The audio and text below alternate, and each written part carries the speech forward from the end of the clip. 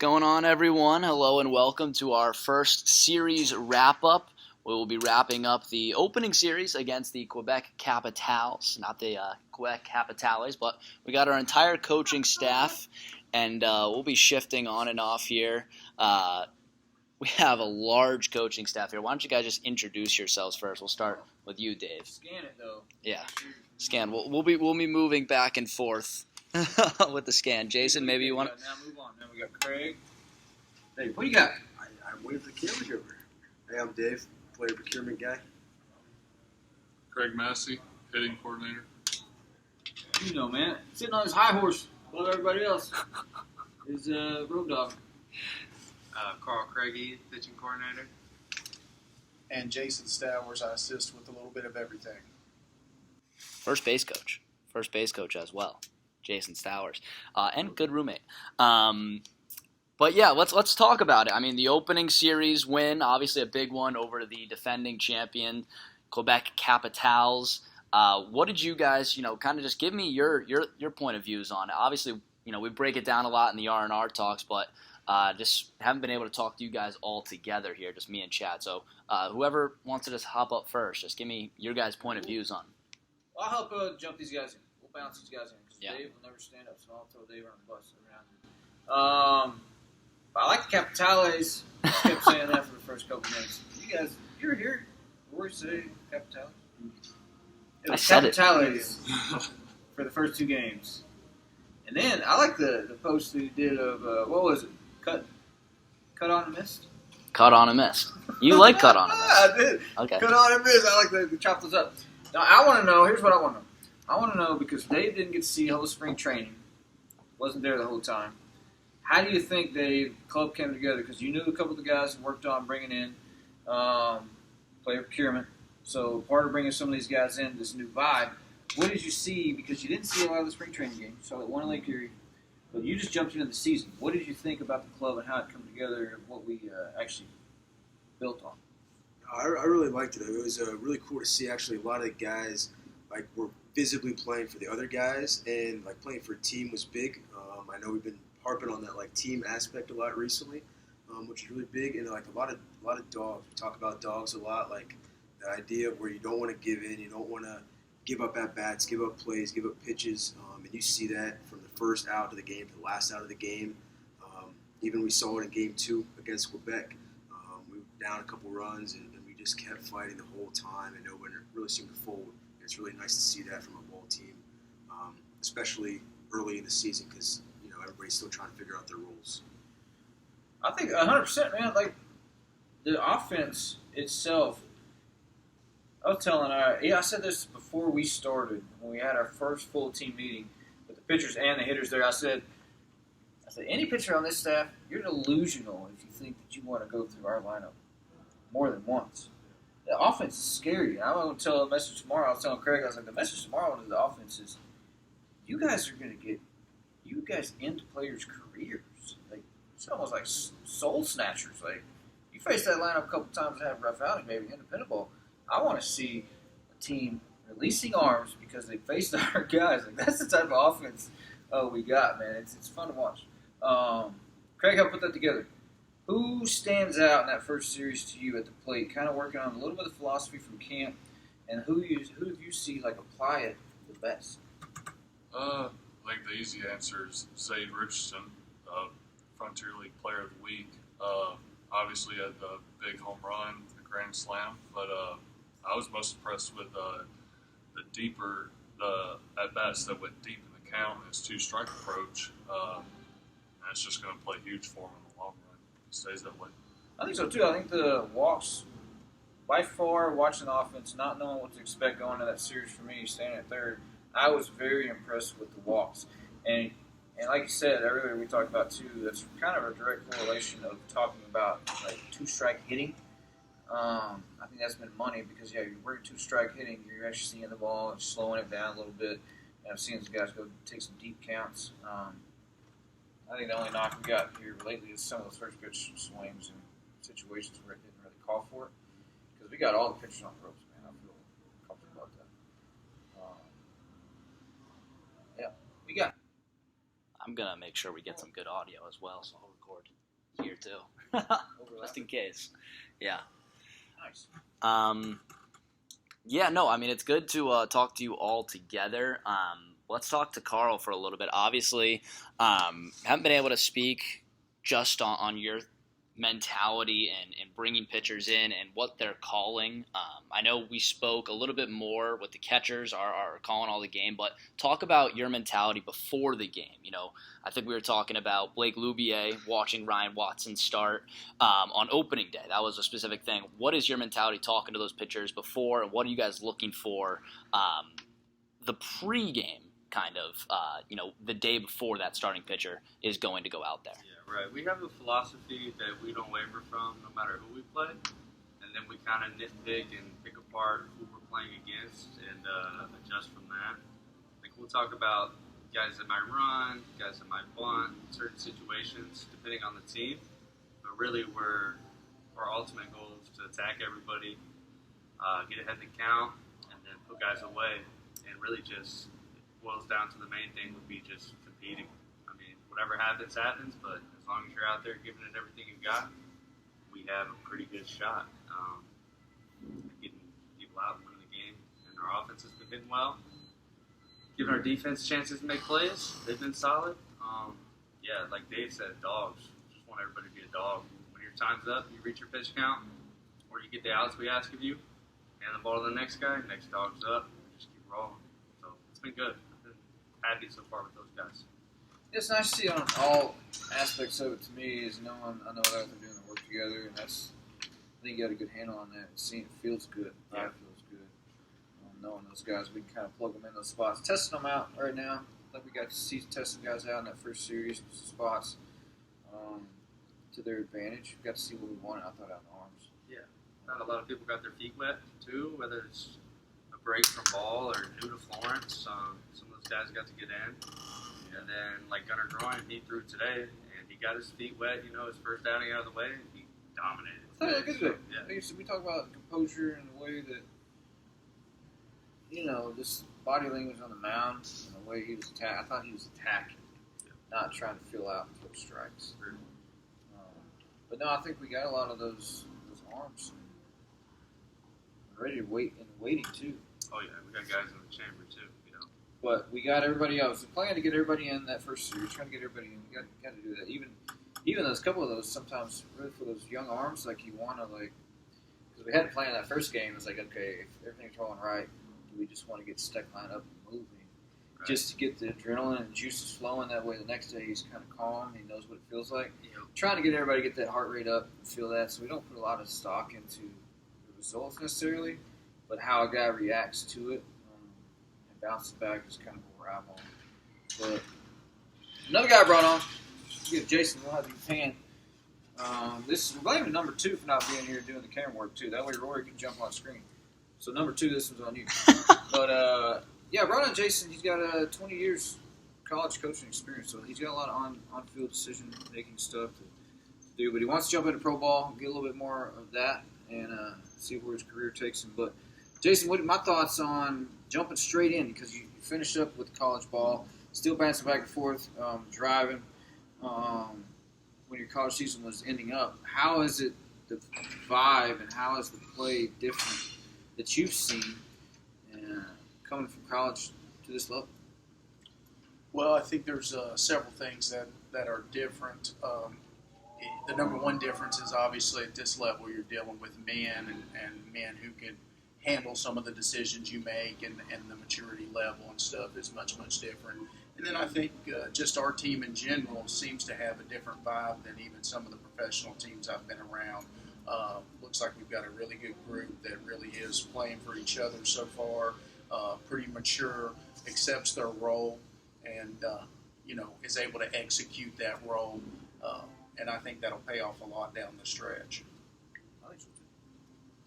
I think they've been playing really good together. That's something that we'll look for. The talk today was keep me on track for that first series. But the talk today was on the road, man. Rain is one on the road. It's not at home. We're gonna have fun at home. I think we saw that. We're gonna have a good time at home. We're gonna make them look as good as possible at home. But we're wearing the dirty grays on the road and the blueberry suits, on some nights. But being here look pretty now. It's about baseball, and I think that message got across today. Saw that game, 10 innings, and I didn't think we squandered stuff on the bases. We'll get to this one, but no, the team itself, I do believe, is coming together. But it's gonna be nice to be on the road for a week to see how they are on the bus, see how they are in the hotel, see how the roommates, and all that stuff is, because that can help gel and that can help kind of push some guys out too. So, no, it's going to be interesting by the end of the week. But back to the first series, getting back on track. Yeah, you guys obviously pull out a great series victory against the Quebec Capitales. I think that's going to play a little bit into the chemistry here. I mean, you guys could feel that with the players having such a big series win to open up the season. It feels like these guys have been, playing with each other for more than just 3, now 4 games. Craig, talk to me a little bit about that. You're obviously a player coach. Tell me the vibes you're kind of feeling there, the player side, but then also how you're assessing it on the coaching side. I feel the same. We're coming together really fast. The guys just enjoy being around each other. I feel like it's a fun team, fun group, and as a player, it's fun to be in that. Like it's been a fun team. Isn't it weird though, like the power of the position now, compared to just being player only? Like in that we talked about it. Like it's different. Like you gotta.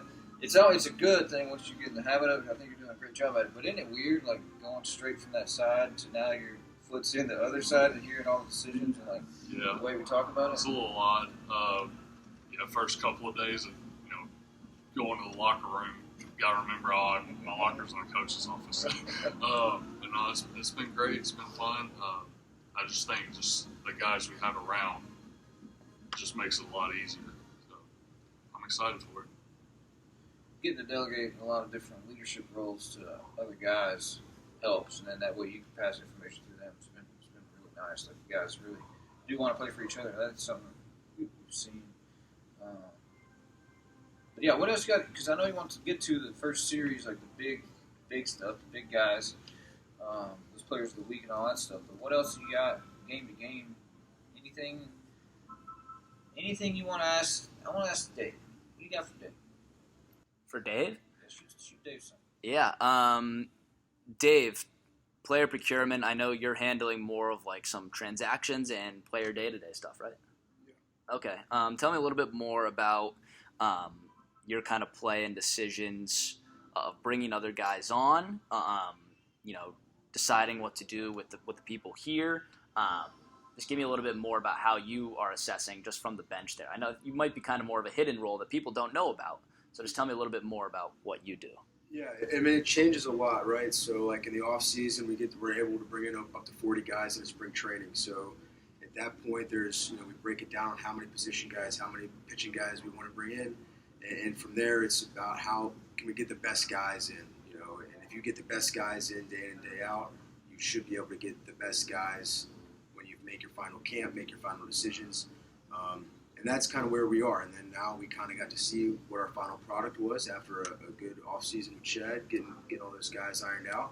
And now we're just kind of letting them play. We got to let them work because we got to make sure that everybody gets a fair shake. Everybody actually has a chance to prove themselves because we brought them in for a reason, right? There's no reason that we would bring a guy in that we thought would do bad.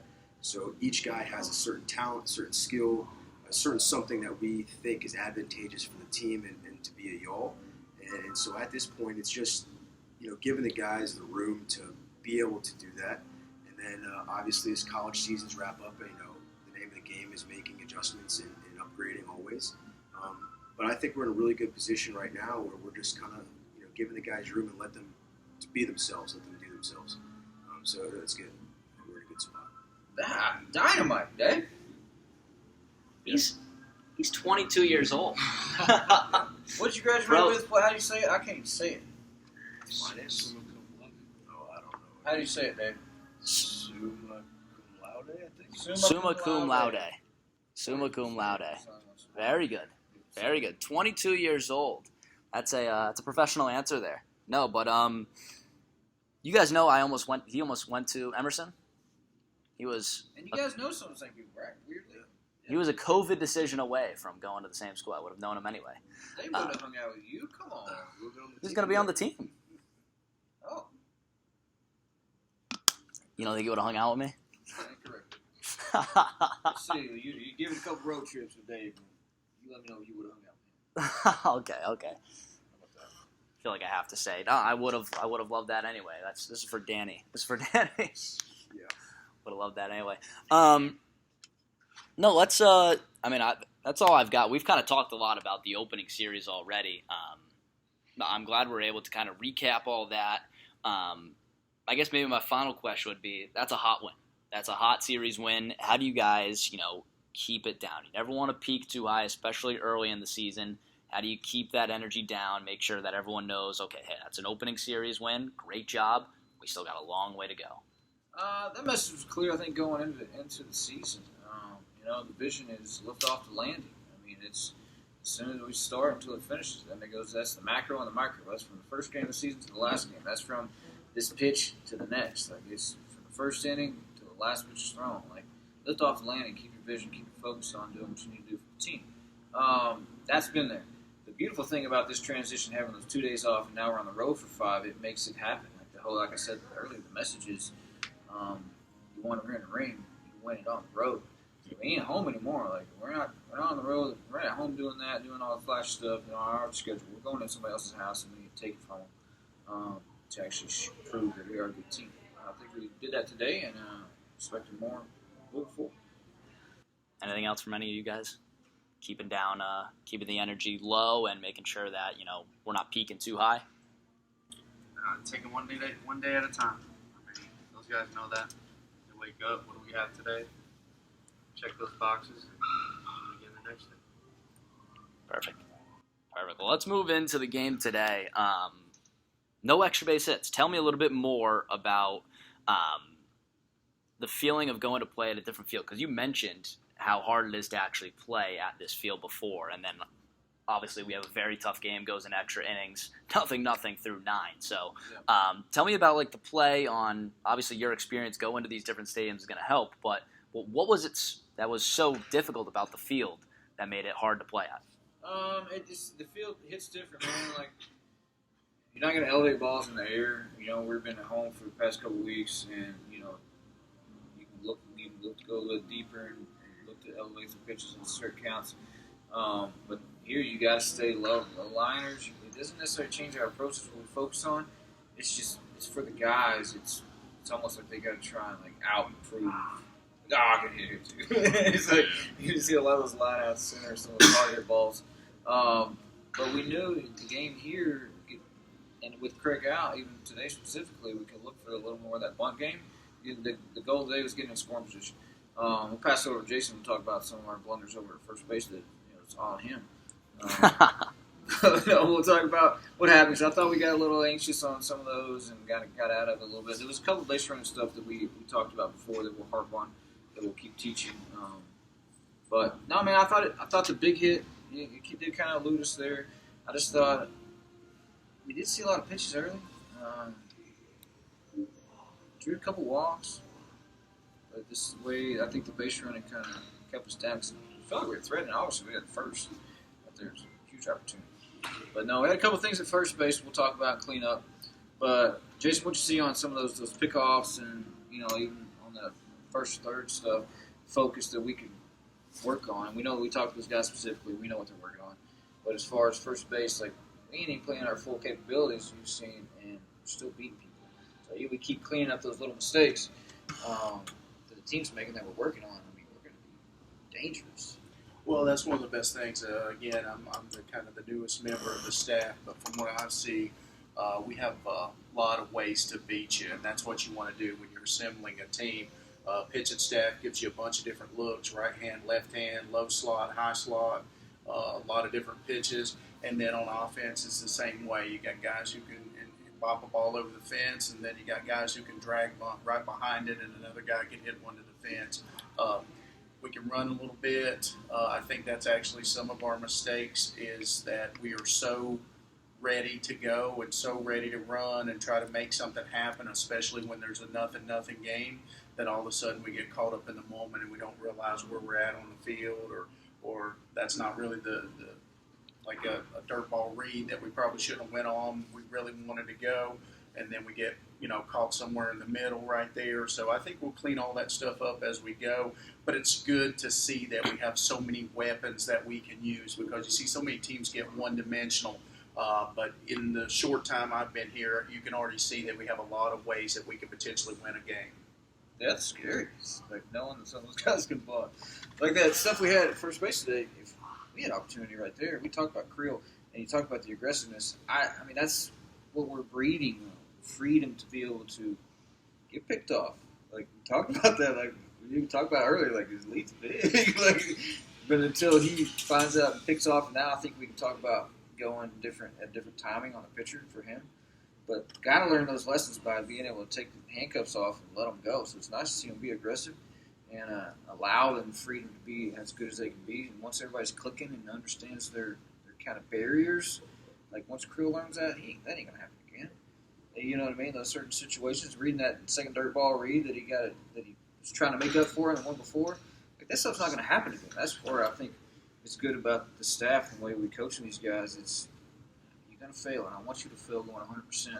That way you know how not to do it, and everybody else knows how not to do it too, and we're going to take advantage of it next time.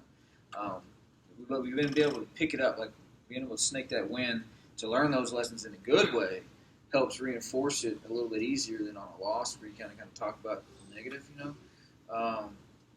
But it was the same when Craig picked me up on third base, and I held up Ed, and the ball hit the wall. And Craig came up and hit that ball in the middle and scored those two. I was like, oh, thank you. That was a 2-run mistake that it cost in my head, and Craig made up for it. And I was like, oh, sweet. Off the hook. But I think that's kind of where we're at right now. Everybody, we got a whole team full of guys being aggressive like that. Like, everybody's letting each other off the hook because the next guy in line is picking up the slack. Yep. That was what was cool to see today, because we didn't play it clean today at all, and we still came away with it. Now we can learn those lessons in a positive way and make up for them and not do them again. Yeah. So make that. I always talk about having that down payment early in the season. That way you don't do it later on. Like, embrace the failure early. That way we ain't doing it and we're rolling when things matter. Yeah. And let's switch that over to our side. Karl, do you have our pitchers watching for, trying to hold runners on, switching up the looks, stuff like that, to actually, so we can start picking off people? Obviously, Rossi today was the one that was able to actually get that done, but I know Ryan Watson did a really good job switching up the looks, switching up the holds. What's kind of our philosophy there for the pitchers? Yeah, Ross had a good one. He doubled up, and the second one was on a longer hold, and it worked. Caught the guy asleep, got the out. Our goal, is not to get that guy out, but rather limit his lead. And we preach time to the plate without rushing, and just giving our catcher a shot. But when we highlight the guys that will run, might run, that's when we really, be aware. Fast to the plate, mix up your holds. I thought we've done a pretty good job limiting that. There's some other teams in the league that'll test you a little more than the two we played. So we'll see how that goes. But, yeah, I think those guys have done a good job. And, throwing strikes helps limit the running game as well. Fill up that zone. So Schomburg with the test. Oh, yeah. Schomburg runs. They're smart about it. Yeah. They're going to pick you apart a little bit. I thought it was weird that lefty picked twice in a row on that Chavez at bat. Is that not weird? No, exactly. Because Gutierrez could have gone, or not gone, but gotten a massive lead without just not getting picked off, right? I thought it was weird. Yeah. I thought we were bunting for sure. What else? No errors today. Clean game defensively. That's probably something that people might not think. 10:35 a.m. game. You're waking up early. No mental mistakes either. What kind of goes into that play? The plan was to get to the field. We're going to go in and out. And first day at place, I don't care what time the game is. We're going to get there on the field. Just to show our guys that we are going to work, that we're not get complacent at all. We're going to continue to get better. Communication's got to be there. It's only the fourth game of the season, so we got to get out there and get our work in anyway. So we're going to be out there on the field doing our work, make sure the guys are up and active, and see how that field plays. Let's say the first day of the park, we're always going to get out there 10:30 game's no different. Tomorrow we will take a little bit lighter on the field and we'll work on swinging a little bit since we don't get to take full BP. But no, there's a plan for the day, preparation, and a message to be delivered every single day. Perfect. Obviously, we got some important games coming up. 4 more on the road.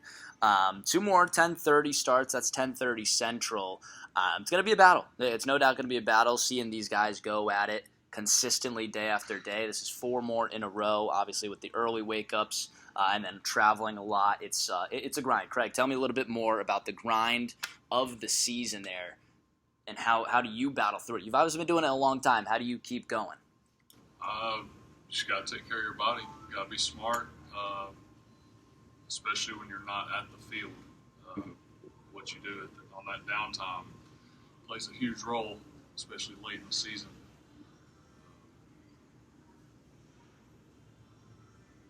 It's nice to be back on the road. Nice to be back on the bus. I like the bus in the hotel, man. Yeah, it doesn't really bother me. Of course, I'm trying to go to Canada every week, but yeah, I enjoy the travel and the hotels with the guys. I think it's fun. Don't you think it's got to be like part of your baseball DNA that you actually like being on the road? Let's see. Talk to Dave. But Dave's been with us to 2020, and it's the first time you started getting to go on the road these past couple of years. Yeah. Talk about your experience going straight from high school, jumping into this environment, and then going on the road with guys like Craig, Karl, me, Mel, all those guys. Like, what's your experience been over the past couple of years? Life on the road as a professional baseball staff. I like it. I think it's cool, like, being able to travel. So a lot of these cities I necessarily haven't been to, which is different for some of you guys. You guys have seen some of these places before. I haven't. But, like, the first couple ones, I was rough. Like, sleep on the bus, like, certain stuff. I was, like, didn't really know how to have a process. But once you get it down, it's actually really nice, and I like it. You know, you don't have a bunch of, like, outside stuff going on. Like, you just play the game, which is really what we're here for. We're here to play baseball. We don't necessarily always want all the extracurriculars. And being on the road, it really cuts down on those curriculars, and it's very peaceful, to be honest with you. But you learn a lot of really cool things on the road. I can't share it, but they're good. That'll be the next show. That'll be the rated R version. The uncut.